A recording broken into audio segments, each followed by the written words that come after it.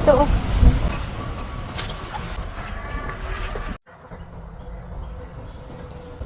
Okay na to. Tingnan nyo naman kung gaano siya kalaki, oh. Pag hinayaan mong lumaki ganito yan. So, ito yung pang-ulam. Ito yung pang-lufa. Pag gusto mo na mag-mature pa, so ganyan po kataba. Pero ito pagkuhanan na lang ng seeds at lufa. Oops. Oh.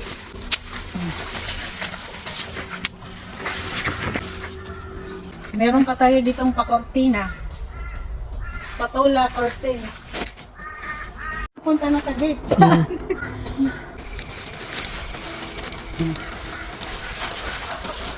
Ano dito? Aray ko. Nahulog.